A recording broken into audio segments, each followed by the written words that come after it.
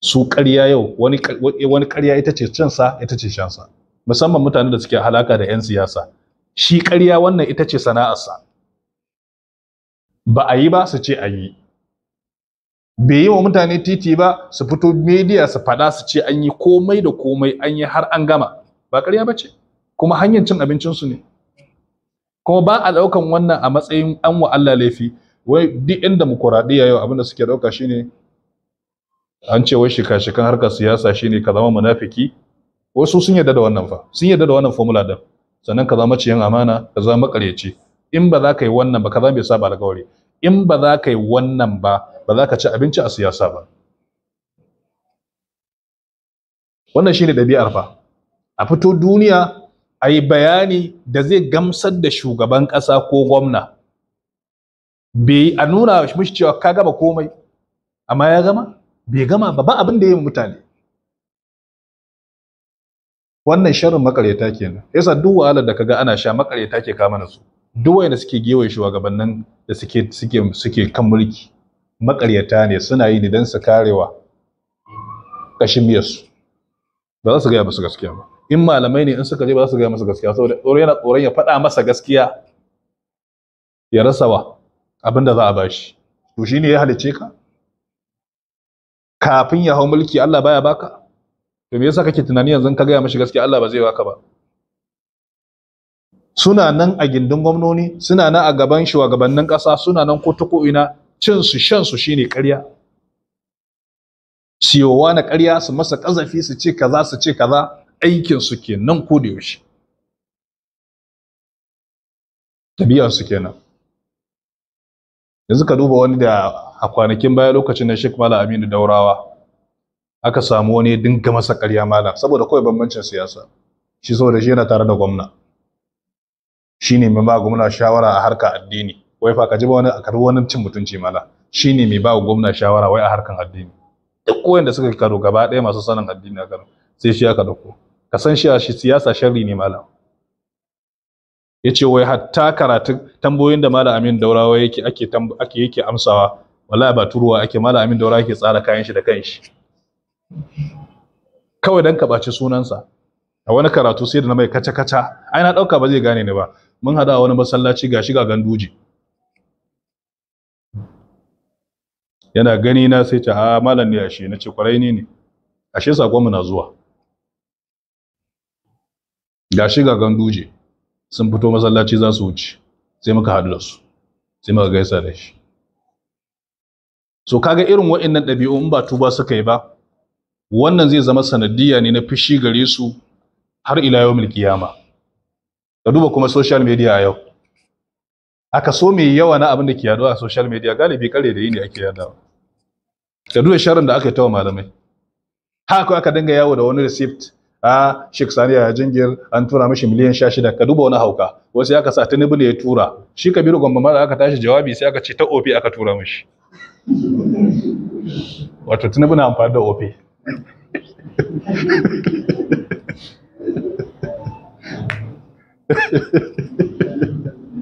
OP kuma sai aka rubuta wai sayar da Tinubu. Wato Tinubu da ya zauna ya dinga kai ka san su waye bage mutane kuwa. Ko minista ba ya tura kuɗi da kanshi, bare gwamna bare shugaban ƙasa, ko minista ba zai tura maka kuɗi da kanshi ba, sai dai ya sa wani na kusa da shi ya tura. Tana lokaci ne ma to ta rubuce a wanda bala'in da yake ciki shi ne zai rika daddadawa ya kuma nawa aka tura naira miliyan 16. Naira miliyan 16 wani kuɗi ne? Ai ba wani kuɗi bane inda a wajen manyan nan ne, inda da gaske kyautan za a yi. Haka aka dinga yada wannan abin. Za a bata malamai suna. Yanzu shi wanda yi wannan abin shi yanzu hankalin shi ya kwanta. Akwai wani a TikTok da na gani shi kuma nashi aikin shine ya dinga daukan hotunan malamai yana samun su rest in peace. Sun mutu. Shi kuma nashi matsalar kenan. Mutane sun mai nasiya ki dainawa. Kullum sai ya dauko hoton Malam Alƙali Abubakar Salihu Zaria sai ya posta sai ya ce rest in peace ya mutu. Yanzu kaga yanzu wannan mai ribarsa ka ringa yada ƙarya haka a lokacin shekarun baya Allah ji kamala Abakar Gero an mai ƙaryar mutuwa ya kai so kusan 10 in aka yi fito ya ce ƙarya ne ga shahidi da zo da gaskiya. Haka Daurawa ma haka kawai mutum fa zai zauna ya kishin gida shi ba yi da aiki sai dai ya da ƙarya. To yanzu wannan je kiyama zai yi ke sa Allah ce fawailun yawma izin lil mukazzibin, bonin azaba ta tabbata a ranan ga masu ƙarya. innal ladhina yuhibbuna an tashi al fahishatu fil ladzina amanu lahum azabun fid dunya wal akhirah. Wayanda suke so alfasha, ƙarerai, gulma, kinibibi, duka irin wa'innan alfashan su rika yawo cikin mutane, Allah ya ce ku gaya musu suna azabar duniya da ta lahira. Ma'ana ba maganar lahira bane kadai, a duniya ma sai Allah ya fara kama su kafin su je su tada wanda tafi ta girma. Me riban ka kan mutane ƙarya? Me riban ka? Me zaka samu a cikin kan mutum ƙarya? Riban me ka samu? Ku fahimci abin da kyau. Annabi ya ce duk wanda ya zamanto shi makareci ne, haka za a yi ta rubuta makareci ne har sai an zo gabar da za a rubuta ba za a goge ba. Ba za a goge ba. Allah ya kiyaye. Irin misali za mu bayar. Mutane biyu suna fada. Sai kai ka daidaita su sa abu yake, ko kuma ka ji labarin an yi a daidaita su a biya yiwa. Daga tashi sai ka je ka samu ɗayan a gida sai ka ce mashi, wani na ji labarin kun yi fada da wani, haka dama abin yake? To ni dama daga wajen wani yake, alhali ba ka je wajen shi ba. Kaga wannan ƙarya ta farko kenan. Daga wajen wani nake.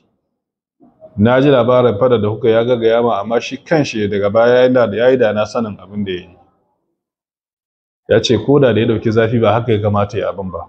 Kuma shi yanzu da zai bugan ka ma gaisawa da ka zai yi. Ma'ana ka shirye ƙaryar da ka san ba za ta tashi ba. An gane? Daga nan sai ka tafi wajen wancan ɗin ka ce to wane dama haka abu ya faru, ka daga gidan wane nake. Wallahi yayi da na sanin abubuwan da ya faru tsakanin. Aga yanzu idan sun hadu ba wanda zai bincika menene, kawai dai za ka ga kowa na kokarin gaisawa da kowa. Da akwai wasu yan iska, su shedanu ne, shayadinul insi ne. Shedancin su ya wuce da kake tunani. Ni yadda ka shiryo ƙarya dan ka sulunta su, to shi in ya kafe akan abu ya kafe kenan. Yanzu da zaka je ka ce mishi ai yayi da dama wa ya ga mishi Borno Gabas ce, ni sa'an shi ne dama. Haka zai fada. Maladin yayi tunanin ka gane ai. Yanzu sai fara tunanin yanzu yayi defeating nashi. Wani ma daga nan ma kawai yana jira ne ma shi wancan ne yazo ya same shi. So kaga akwai mutanen da sai dai kawai addu'a kawai, su wato lamarin su kawai sai dai Allah. Biyar da kake ganin zaka yi kokarin ka daidaita su, to wani in ya fara gaba da kai har yau mata ko musa'a, shi ba zai daina gaba da kai ba. Wani zai iya rika kada abin abu a rai shekara 10 yana rike da kai abin a rai. Wani azabar da ta kai wannan kai ta azabtar da kanka wai saboda ka mutum ya maka ba daidai ba ka rike shi a cikin ranka har tsawon shekara 10. Wace irin azaba ce wannan? Ai rayuwa wacce take da dadi shine rayuwar da zaka ji ba wanda ya dame ka a rai. Ka ji cewa ba wanda ya dame ka a rai, to wannan rayuwa mai dadi kenan. Amma duk mutumin da yake rike da wani a ransa, ko riko ta hasada, ko riko ta wani abin da kila ma ya masa bai san yayi ba. Domin akwai nau'in mutanen da koda ka sun ka musu laifi ba ma za su gaya maka ba, sai su shiru su kyale ka su dinga jin haushin ka. Ashe kai kila ka zo wuce ka taka shi baka sani ba, shi bai gaya maka cewa ka taka shi ba, kawai sai kama jin haushin ka. Ai da gangan ka taka shi, kaga da a wannan lokacin ya maka magana zaka ba shi hakuri, amma sai ya kima magana sai ya kyale kai je ta fishi da kai. In kun zo kuna gaisa da shi ya dinga shan kamshi yana shan mur, kai ka rasa menene matsalar sa. Ashe kai mashi wani laifi ne kai baka sani ba, kila ko kuna zauna a majalisa kuna hira kafa da wata kalma, ashe ta mai zafi kai baka sani ba, amma ya ki faɗa maka ya je ya dinga azabtar da kanshi a daki yana jin haushin ka. Kai kuma kana can kana ta rayuwa, kai baka san me ke faruwa ba, ashe wai yana jin haushin ka shekara 3 kenan yana jin haushin ka. Me yi zafi? Ka zauna a rayuwa salimul qalb, mai kubutacciyar zuciya, kai baka damu da kowa ba, ma'ana baka dauki komai ka sa a ranka ba, to sai ka rayu cikin aminci, ba za ka rayu cikin damuwa da tashin hankali ba. Amma duk wanda yafi kowa rayuwar kunci a duniya shine wanda ya sa damuwar mutane a ransa. shi yafi kowa rayuwar kunci a duniya. Ka sa damuwan mutane a ranka, ka ɗauka cewa mutanen nan kamar ba a taɓa yin su a duniya ba. In ma wakiya ne, in wani abu aka maka faɗa nan take cewa ba a ma daidai ba. Faɗa nan take ka ce ba a ma daidai ba, in na haƙuri ne a baka haƙuri, in ba na haƙuri ba ne a sai da za a yi, kai dai so kake kis ɗin ta ƙare. Ba sai an je lahira ba kuma sai ka je kai ta rayuwa da abin a ranka ba. Kana cewa ni I will not forget it. A'a to me zafi, ba zan taɓa mantawa ba. Kuma da zaka zo ka bincika zai ga ba wani abin da ya ta karya bane, wai shine hawa ba zai taɓa mantawa ba. Musulmi ba a san musulmi da irin wannan ɗabi'a ba.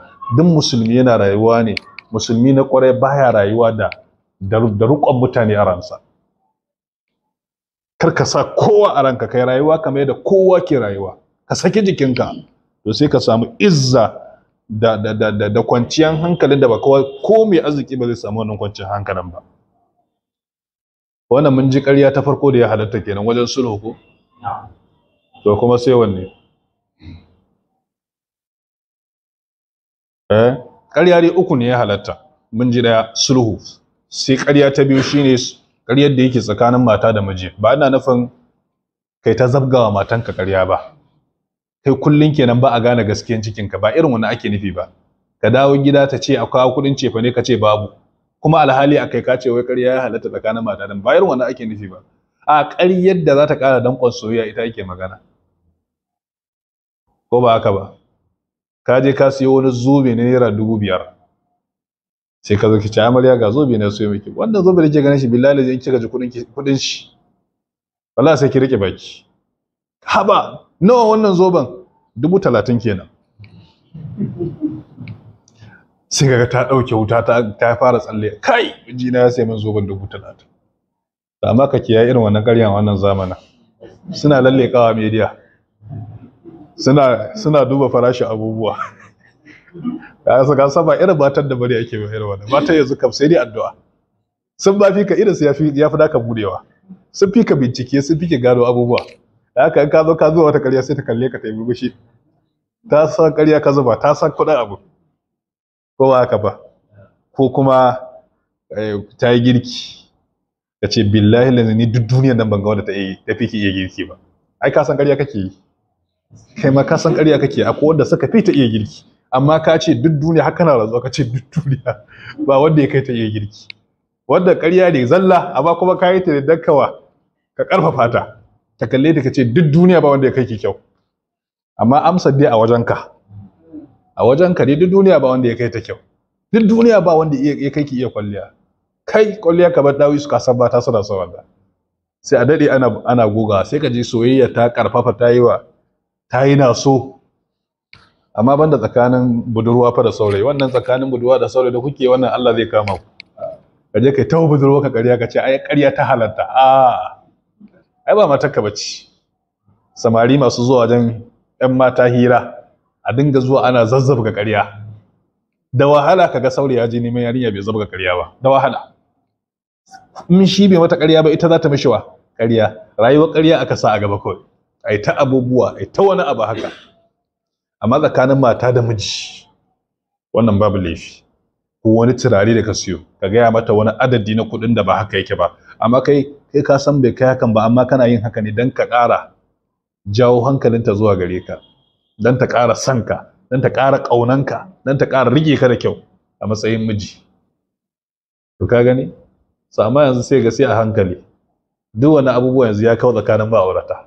In ka ga yanzu ana tattauna kowa ƙorafi ke kowa. Ita ta yi ƙorafi shi ma ya ƙorafi. In ta yi girki ba batun maganar yabawa. In ka je yana tutu ranar girki bai daɗi ba sai ta ya cika gishiri a girkin nan, ya cika sa magi da yawa, ya cika sa kwana 10 ana ta girki yana daɗi ya ki magana, amma yanzu kwana 1 da aka samu matsala yana ta bala'i. Na je na yi hasaran kuɗi na ce fa ne, amma kin zo kin girki ga nan dai gashi gaman shi. Wannan abubuwan suna ruguza zamantakewa mai tsakanin ma'aurata. Ita ma in kai kokari ka dawo kai abu kai mai gida Allah ya saka da alheri. Gaskiya samun miji irin ka gaskiya sai an bincika. Sai kaga shi ma ya ƙara. To amma duk babu, kowa ko yana jira ya ga aibin kowa ne ya ta jawabi. To ina ko za a zauna lafiya. To ka gane ƙarya da ta halatta tsakanin mata da miji ko? yawwa kuma in za ka yi wadda ba za ta tashi ba, ka tsara ta da kyau wanda ka san duk bincikenta zai wahala ta gano ƙarya kake yi ko ba haka ba. Na'am. Sai kuma wace ƙarya? Sai ƙarya a ina? A filin daga. Ƙarya a filin daga shine kamar misali yi wa abokan gaba basaja. Shi wannan ma ba haramun ba ne. A filin daga ne sai ku musu basaja don ku gane mafakarsu ko kuma ku yi wani abin da za ku yi nasara a kansu. Misali kamar tauriya. Manzo Allah sallallahu alaihi wasallam idan zai tafiya za a je yaki, in yace nan za a yi kuma sai a ga yayi nan. Amma jiya ya ce muku mun tashi nan za mu yi. To ta yiwa kaga idan an tashi kafi gari wani munafiki je ba da sago. Amma manzo Allah sai musu wani dabara. Sai ce nan kun ga wannan hanyar to nan za mu yi gobe. Kowa ya shirya ta nan za mu yi. Gari na wayewa sai kuma a ga yayi nan. Kaga in ka je ka ba da labari an kulla wani tagiyar a can to abusa yanzu ga yadda aka yi nan. Kaga wannan ai ƙarya ce. Amma kuma ƙarya ce halastacciya wanda ake cewa tauriya a babin balaga. In ka yi ta baka yi laifi ba saboda ka yi ne saboda ka ɓadda sawu ga abokan gaba da kuma ƙarya don kare kai. Kariya misali za ka shiga wani yanayi misali wanda in gaskiya ka faɗa bala'in da za ka shiga sai ya fi adon da kake ciki. Don ka kare rayuwarka, kariya don ceton rai, ƙarya don a ceci rai. Ya halatta a yi ƙarya don a ceci rai. Misali wani ya gudu da gudu. Sai ya zo ya shigo ɗakinka sai ya buya. Sai ka ga mutane da ta taya da kalanzir da waye. Baka ga mana wani mutum ya banan ba, kai kana ganin su da taya nan ka san kashe shi za su yi. Da kalanzir a hannunsu da gariyo da ashana sun biyo shi. Ka san wannan kawai kisa za su masa.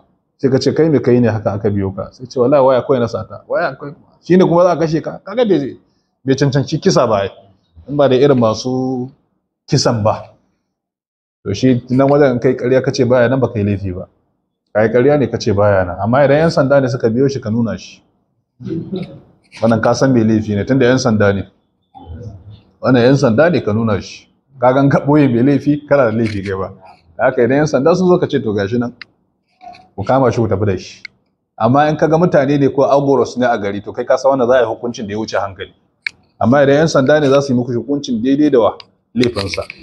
To irin wannan dan kare rai ko kuma wani mutum da kai ka san innocent person ne amma wasu makiya na neman ganin bayansa sai zo wajen ka ya fake sai kai ƙarya kace baya nan, wannan babu laifi. Na taba karanta wani kissa ya ban dariya cikin kissoshi kasira ne jiddan kuma mumte. Mutum ne ya zo a guje yan fashi ne ashe suka biyo shi. Yana zuwa sai ta da wani mutum yana faskare itace haka, yana zuwa da gudu sai ce dan Allah taimake ni. Yan fashi ne suka biyo ni boye na a cikin itacen nan. In sun zo kaga kace musu bana nan. Sai ce to shiga sai ya rufe shi. Yan fashin nan sai ga su a guje sun zo suna kai ba ga mana wani mutum a nan ba. Na gan shi yace masa na gan shi. Ina yake ce yana cikin itacen nan. Ta dala ka kare na mana wayo. Ya za mu tayi shiga itacen nan sai suka wuce.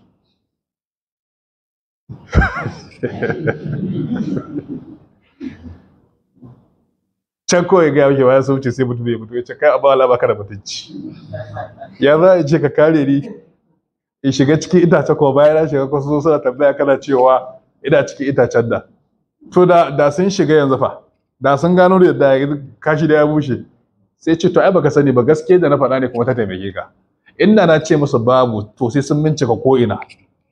Amma yanzu na ce akwai sai suka ɗauka wasa nake musu sai suka ƙara gaba. Yace kaga yanzu gaskiya ce ta cece ka ba ƙarya ba. Amma dai kar ya gwada wannan a Najeriya. Dan su yanzu idan su zuwa billahi lazi wuta za su saba itacen. Ba shi kenan ba, in ka ji wuta ya ka fito. To saboda haka shi ƙarya ba ta da wata rana ne. Kuma matsalar ƙarya ko duk lokacin da kake son yinta ita kaɗai ba ta kare kanta sai an yi ƙarya 10 zan a ƙara ɗaya na a kare ƙwaya ɗaya. Ita matsalar ƙarya kenan. Ita kuma gaskiya ita kaɗai ke cin gashin kanta.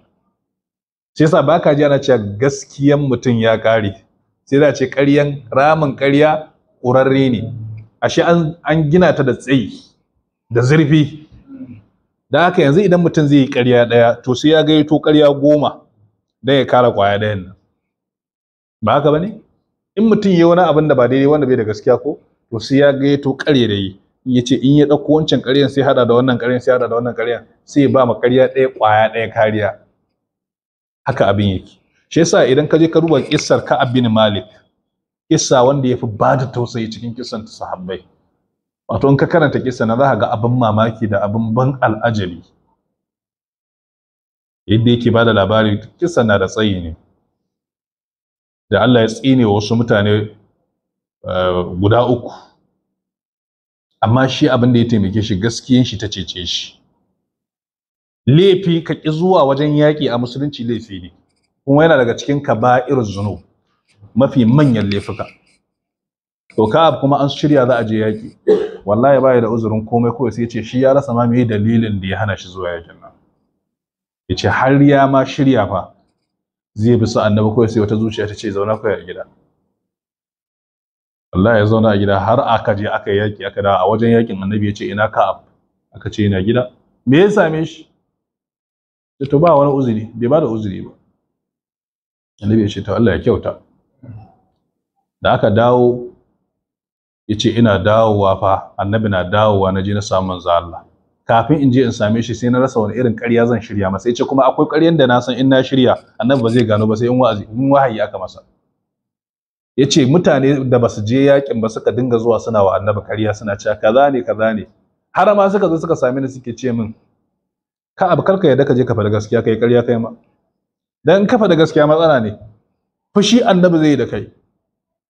Amma in ka shirya ƙarya annabi sai ya yarda da kai shikenan ko a wuce wajen. Ka abu ya ce har na yi tunanin in biye musu sai na tsaya na yi nazari. Sai na ce musu akwai mutanen da sun shiga jarabawa irin na aka ce akwai mutum 2. Su ma ba su je wajen yakin ba amma da suka je sun faɗa wa annabi gaskiya sai annabi ya ce su je su jira sai yadda hali yayi. Ya ce to tunda akwai wasu wanda su ma sun faɗi gaskiya ce ni ma na zaɓi in je in faɗi gaskiya. Yana zuwa ya ce annabi ya ce min menene yasa baka je wajen yaki ba? Sai ka bai ce wallahi ba komai ya rasulullah. Annabi ya ce to ka tafi sai yadda hali yayi. Daga nan sai aka aika musu aka ce kar kowa ma ya sake magana da su. Kar kowa fa ya sake magana da su. Ka bai ce yana da dan uwa yana dan noma a wani kan gona shi.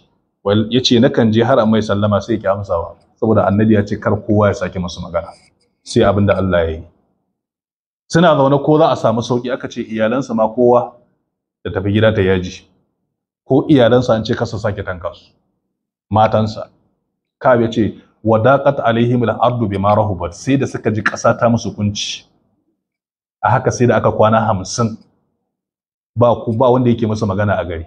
Yace nakan je har majalisar manzo Allah idan naje na masa sallama sai ga shi ya amsa ko bana ma gane ya amsa ko bai amsa ba. Annabi ma bai tanka ni. Ka duba gaskiya ta ja mishi wannan matsalar da ya shiga. Su kuma wancan sun riga sun yi ƙarya sun ƙara gaba sun dauka sun sha. Amma fa da aka tashi fashewa. Wa'innan da suka faɗi gaskiya sai Allah ya ce an yafe musu. Kuma Allah ya ce ya yarda da su da jarabawar da suka shiga, sannan gaskiyar da suka faɗa ta cece su. Su kuma wa'incan Allah ya ce ka gaya musu har abada ba zan yafe musu ba. An tsine musu, bayan tsinewa Allah ya ce koda za ka nema musu gafara su 70 ne ba zan yafe musu ba. To kaga yanzu ƙaryarsu me ta ja musu? Fushi daga wajen Allah. Sun guji fushin manzo Allah, sun ja kansu fushin wa? Fushin Allah. Fushin da ba a san ranar da Allah zai warware tsakanin shi da su ba. To shine ai Allah ya saukar da wannan ayan cewa ya ayyuhal ladzina amanu taqullaha, sai ce wa kunu ma'as sadiqin. Ya ku masu imani ku ji tsoron Allah, ku kasance tare da masu gaskiya. Duk inda ka kasance cikin masu gaskiya to wannan zai zama ya taimake ka a rayuwa. Hadisin Abdullah bin Mas'ud yace annabi yace alaikum bis-sidqi fa inna as-sidqa yahdi ila al-birr. Annabi yace ina muku umarni da yin gaskiya saboda gaskiya tana shirewa zuwa ga da'a, wa innal birra yahdi ila al-janna. Kuma shi wannan bir din da'a yana kai mutum ne zuwa ga aljanna. Annabi yace wa ma zala ar-rajulu yatasaddaq ko yasduqu, mutum ba zai gushe ba yana gaskiya cikin zancensa.